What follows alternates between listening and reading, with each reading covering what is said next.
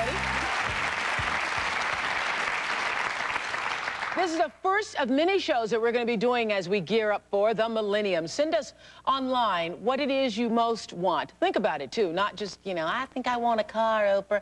But think about what's really important in your life and why you would like to move into the millennium with a new outlook for yourself and your family, or just for yourself, if that's the way you feel about it.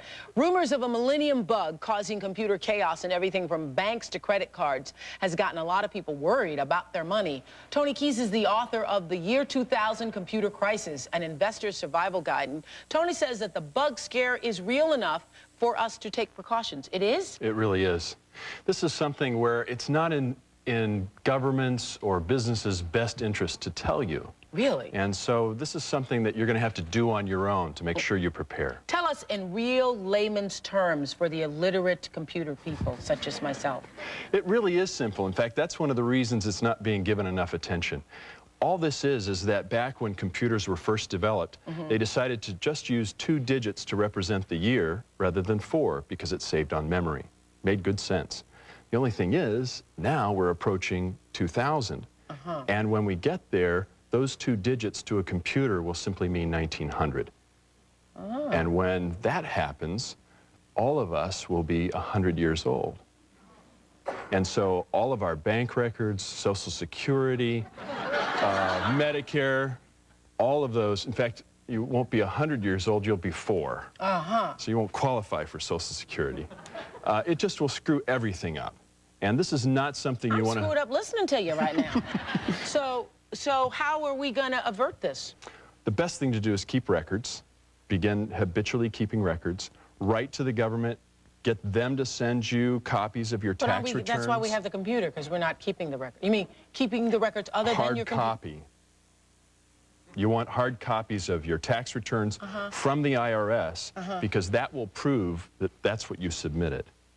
Your own records don't prove that. So you want to get them to send you records. Oh, yeah.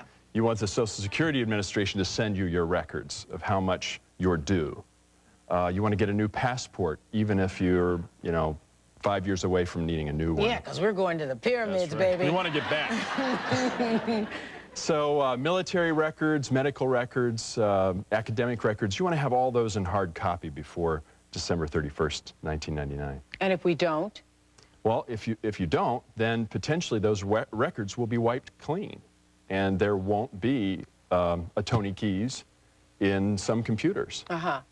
Now, that has some huge financial implications. Then you'll be walking around trying to prove that you are yourself, among other things. You know, we used to scare ourselves as kids with, you know, someday a computer's going to take over the world. Remember 2001: A Space Odyssey? We gave it to them. Think of what computers do in our lives today. You can't pick up the telephone. You can't get on a plane. Right. Everything. If you live in a high-rise here in town, your heating and electricity, all of that is governed by computers and chips. And this affects chips as well, not just, you know, big computers. So should we be more scared than we are? Because I didn't know we were supposed to be scared to talking to you right now. You should be concerned. And you should, if you're an investor, write the companies that you're invested in and have them write you back and say, well, here's what we're doing. Have you prepared yourself? We're working on it. Have you done what you're telling us to do? We've gone through some pretty painful stuff, given up some things that we worked a long time to have. Really? We sold a beach house that was a dream. And it's hard to do. And you did that why? Because beach houses and resort property aren't things we think are going to be, they're going to lose their value because people won't be traveling and have the money.